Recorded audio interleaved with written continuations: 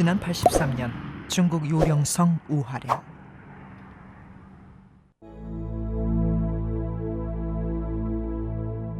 한 여인이 5500년의 긴 잠에서 깨어났다. 평범한 여인이 아니었다. 그녀는 여신이었다. 5500년 전 홍산의 신석기인들이 의식을 올리던 신전. 여신은 그곳에서 진귀한 부장품들과 함께 잠들어 있었다.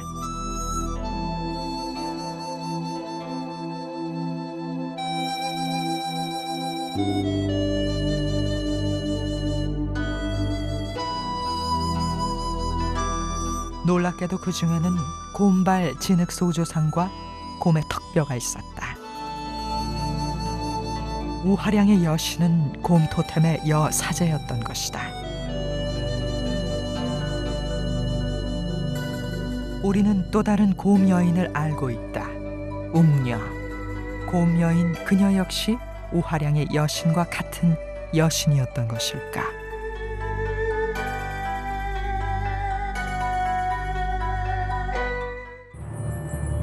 깊은 동굴이 있었다.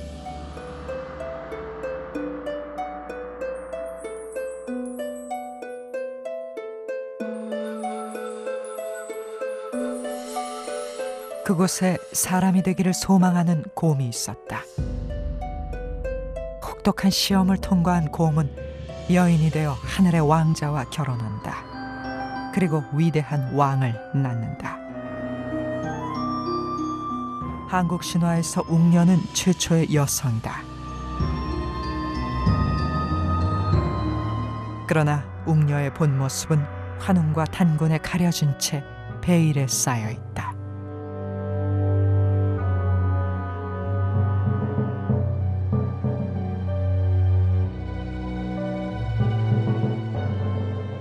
환웅이 이제 이주해온 존재로서 천신족으로 이제 본다면 토착해 있는 집단 선주민으로서의 이제 웅녀는 지신적으로 보는 거죠. 그러니까 이 신화적 상징으로 봤을 때 이런 이 지신족 그 여신이고.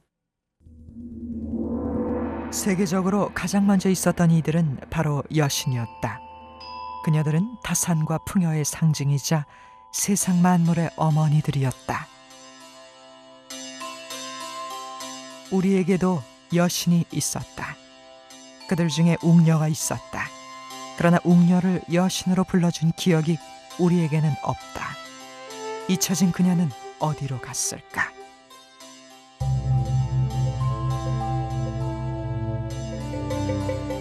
백제의 고성이었던 공주 곰나루.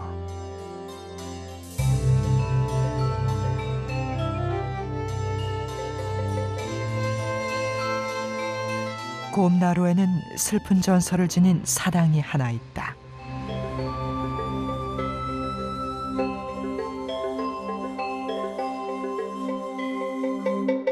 전설의 주인공은 바로 곰이다.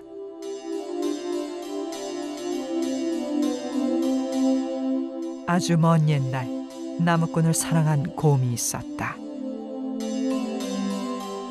곰은 나무꾼을 납치하고 둘 사이엔 두 아이도 태어난다.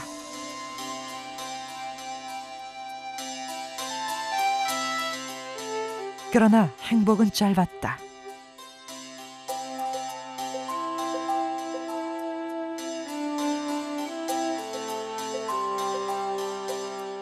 곰 여인이 방심한 사이 나무꾼은 강을 건너 도망가고 만다.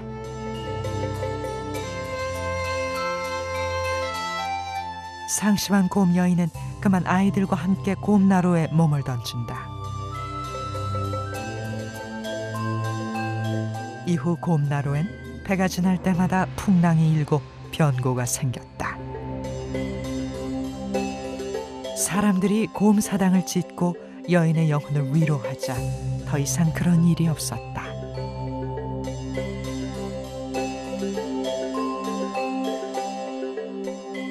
잊혀진 여신 웅녀와 곰나루의 곰여인 둘의 이야기가 참으로 닮지 않았는가. 슬픔에 죽은 곰나루의 곰 여인은 혹 여신 웅녀의 다른 모습이 아닐까.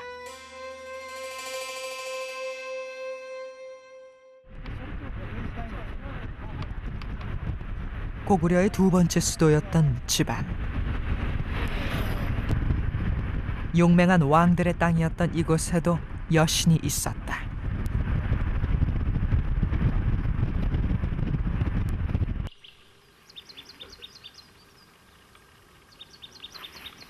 지반 동쪽으로 17km, 높은 산중턱에 굴 하나가 있다.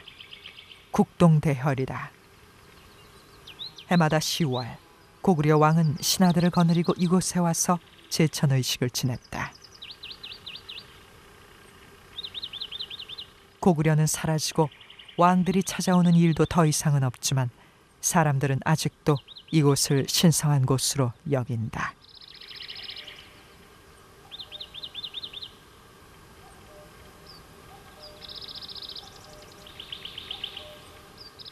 그런데 고구려의 왕들이 하늘과 더불어 이곳에서 모시던 신들이 있었다.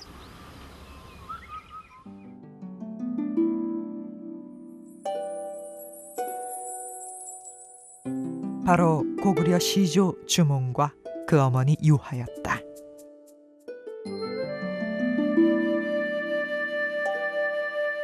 북사에 말하기를 고구려는 항상 10월에 하늘의 제사를 지냈고 음사가 많았다. 신묘 2개가 있는데 하나는 부여신으로 나무에 부인상을 새겨 위하고 두 번째는 고등신으로서 이를 말하기를 시조는 부여신의 아들이라고 한다. 아울러 관사를 두고 사람을 파견하여 이를 수호하는데 이는 하백녀와 주몽이라고 이른다라고 하였다. 해모수가 내려와서 유화 부인과 결혼을 하게 되는데, 그죠? 아버지는 사라져요. 그러고 나서 실제적으로 보게 되면은 유화 부인만이 신앙의 대상이 돼요.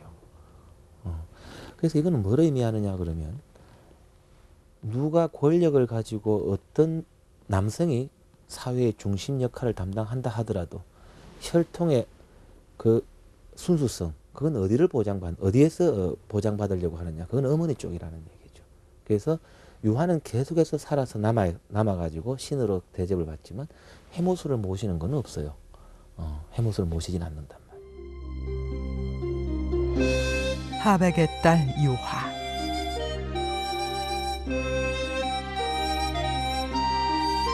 유화는 해모수를 만나 주몽을 낳은 영웅의 아내이자 어미로 우리에겐 각인되어 왔다. 그러나 그녀는 단순한 왕의 어미가 아니었다.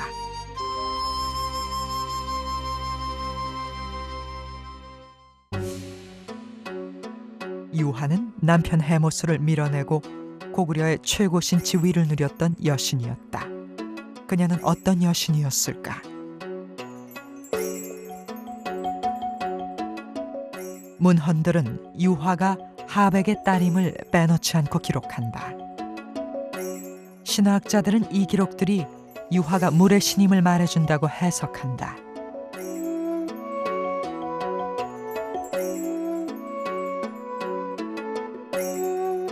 한편 아들 주몽을 위해 단 한 번의 채찍질로 준말을 골라내는 모습에서 유화의 유목신적인 면모를 찾아볼 수 있다.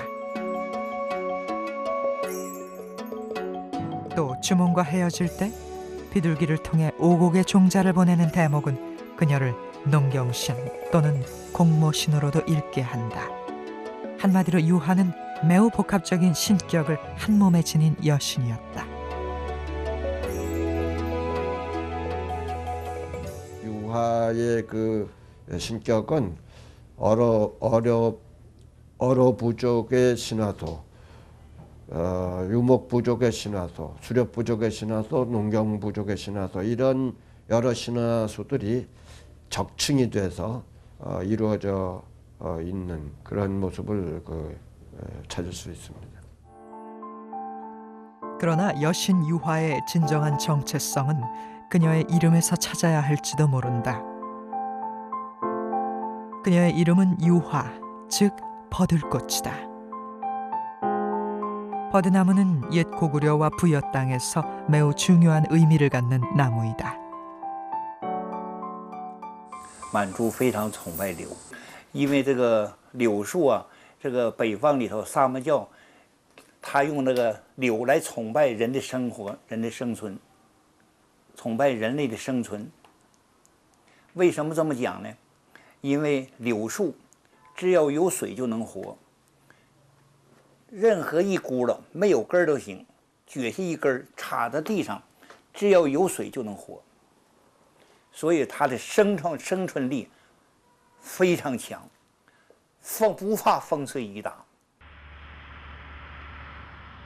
만주에는 버드나무와 관련된 많은 의식들이 전해온다.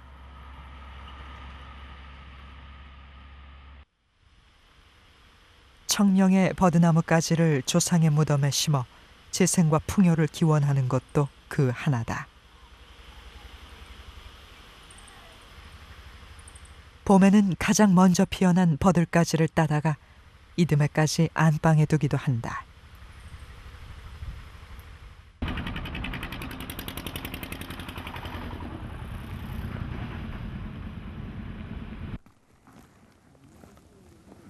만주의 소수민족인 석백족은 아직도 버드나무 신앙을 유지하고 있는 것으로 알려져 있다. 그러나 정부의 미신 추방 운동으로 거의 사라지고 심양 석백족 촌의 한 집에서 그 흔적만을 겨우 만나볼 수 있었다.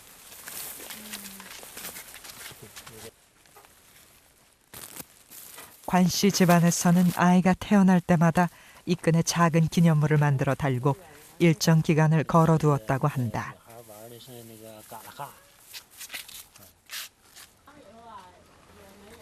일명 자손끈이라 불리는 그것은 한국의 금줄과 비슷한 의식처럼 보였다. 这个东西啊，这都是对自己吧，没有什么什么好处啊、坏处啊，这个没有。这个就是当时这个小孩生孩子的一个吉利的说法，到这挂一个，哎，就这么个意思。 아들이 태어났을 때는 활이나 칼을, 그리고 딸이 태어났을 땐 옷이나 장신구를 매달아 새 생명 탄생을 감사했던 석백족의 자손끈.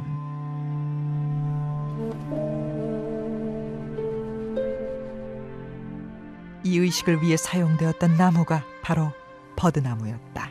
그러나 그 전통은 제대로 지켜지지 못했다. 这个东西是我几辈子传到我这来。我爷爷那辈子，我爷爷那辈子传到我父亲，搁我父亲这辈子保留到现在。这个文化大革命那时候都不准摆这个东西。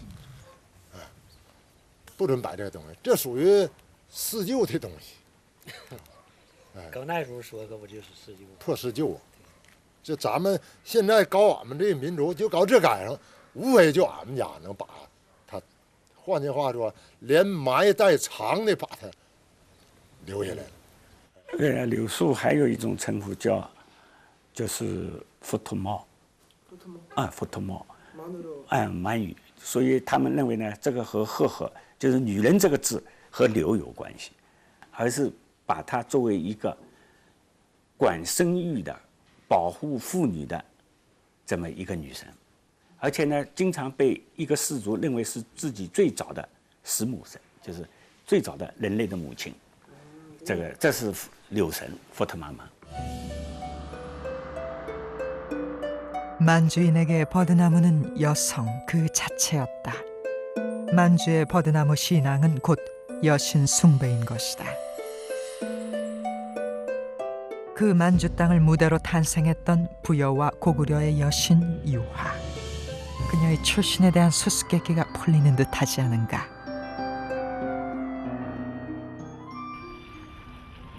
그러나 만주에 버드나무 여신만 있었던 것은 아니다. 흑룡강 일대에는 또 다른 여신의 이야기가 전해온다.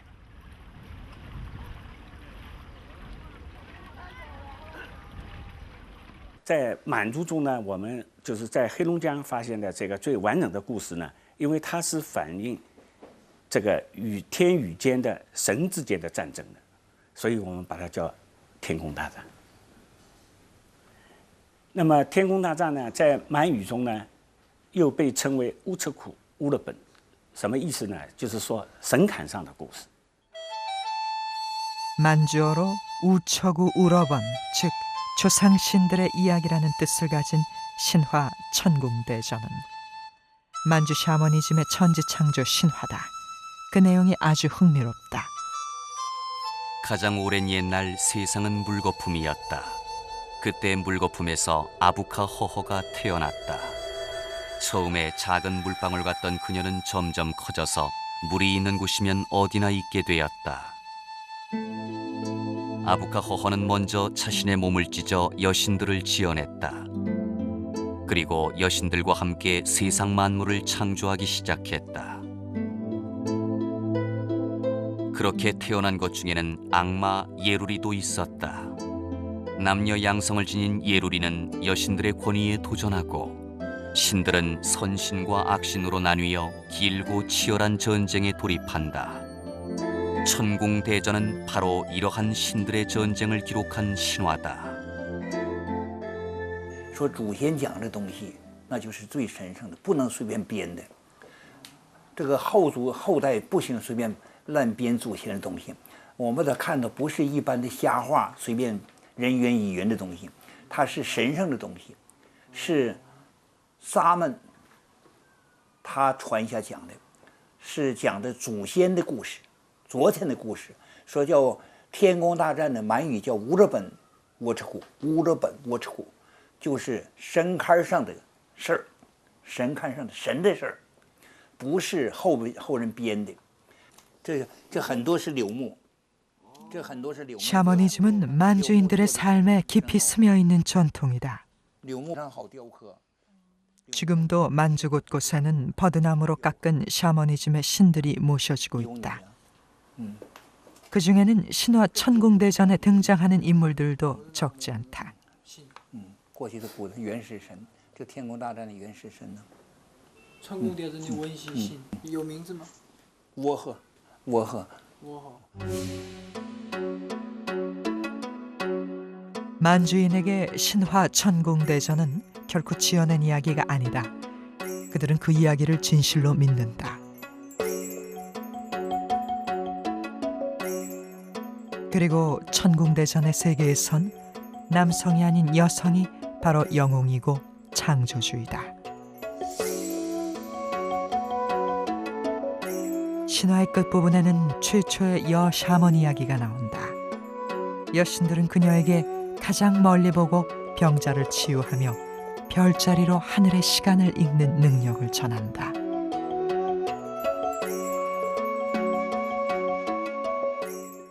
我认为就是说，古代的时候，北方民族满族啊这些民族曾经女沙满占主要的位置，这个大概不会错。因为你现在是男人，你还要扮成女沙满，你才能是个沙满。清朝宫廷里的沙满全部是女的。 만주는 여신의 땅이었다. 그리고 가장 먼저 있었던 여신은 아부카 허허, 바로 물의 여신이었다. 그런데 아부카 허허에겐 또 다른 이름이 있었다. 어떤 특정 그 성씨의 이 샤만 무과에서는 이 아부카 허가 버들나무 여신으로 나오는 경우가 있습니다. 이 버들잎이라고 하는 것은 뭐 다 알다시피 이 많은 어떤 그 물을 함축하고 있는 그런 그 식물이죠.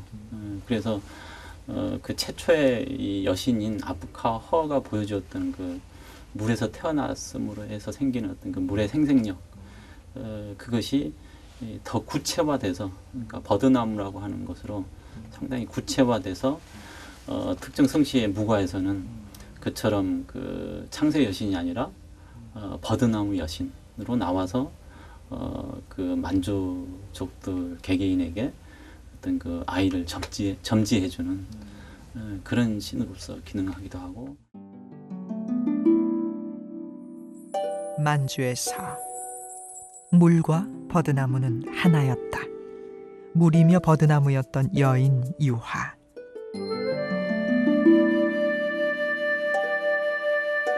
그녀는 바로 무생명의 어머니 바로 그 자체였던 것이다.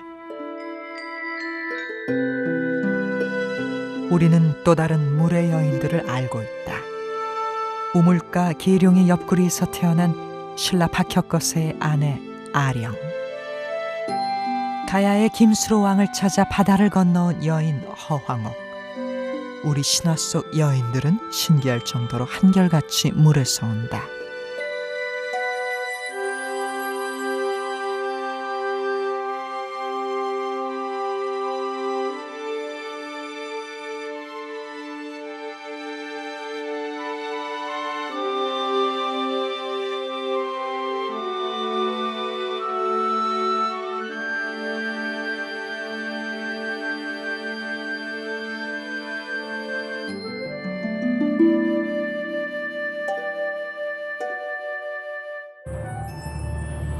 그리고 물의 여인들은 저 머나먼 몽골과 만주에도 있었다.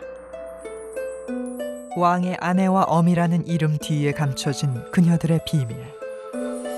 그녀들은 바로 왕들보다 먼저 있었던 물의 여신들이었다.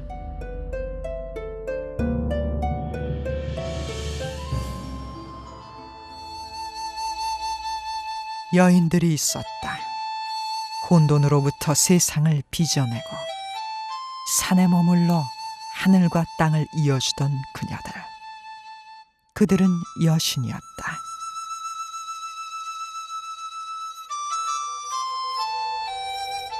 그러나 여신의 아들들은 그 어미 여신을 역사에서 지운다.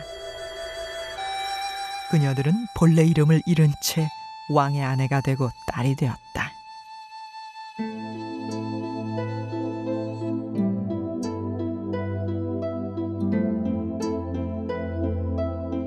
더러는 살해되었다. 이 땅의 여신들은 그렇게 오랜 모욕의 세월을 지나왔다.